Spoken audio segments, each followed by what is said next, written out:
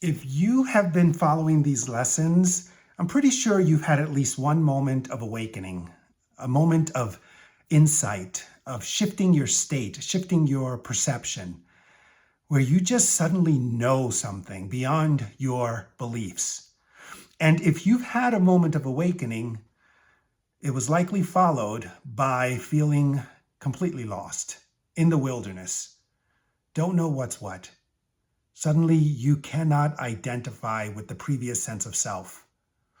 And if you've had this feeling of being lost, there's a way to be found. This next lesson, which is lesson 192, I have a function God would have me fill. So it speaks to purpose, the one purpose that God would have you fill. But you need to go through this feeling of being lost before you can be found. And there are ways in which you can start to cultivate a new way of being. What does it mean to feel lost? What it means is that it's a state. You're in a state in which there's uncertainty and things don't make sense. And so most people just dwell in that state. So they try to find answers, a way out of that state from that state. So the first thing you would do is to act as if you were able to get out of that state. What if you were not lost? What if you were at home? And once you start to experience that shift in state, then there are new answers that come up. The brain starts to make new connections.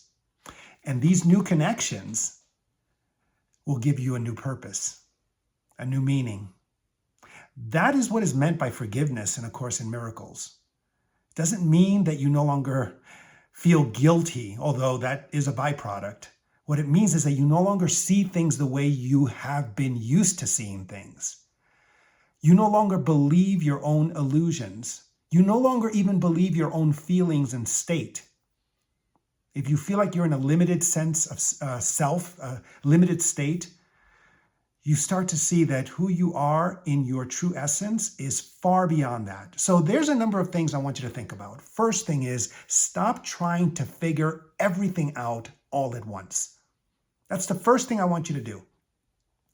I want you to realize that because it's a state, it's like wearing a certain pair of glasses, you are seeing everything through that state. So you're never going to be able to figure it all out because there's really no such thing as figuring it all out. Take it moment by moment. What makes sense to me right now?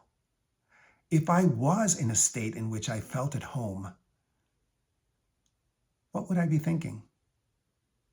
So that's number one. Number two, reconnect with the present moment. Again, you don't have to think about what the future is going to bring or what the past has defined. Instead, be mindful of where you are in the present moment. What is happening in this moment? How do you feel in this moment? Can you connect with that new state in this moment? Number three, stop measuring your worth by productivity. Think about that. We're constantly feeling guilty about what we're not doing instead of appreciating what we are doing. And sometimes what we're doing is resting in a new state. Sometimes what we're doing is identifying with a new sense of self, relying on the power that's been given to us. And so allow yourself to enjoy it. Enjoy the present moment instead of the shoulds. Am I being productive enough? Am I doing the right things? Am I behaving the right way?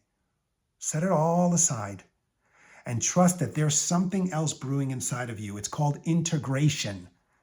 You are integrating your awakening, and that integration does come with a sense of being lost because it's no longer identifying with the concepts that you have defined as being your reality. That's being shaken up.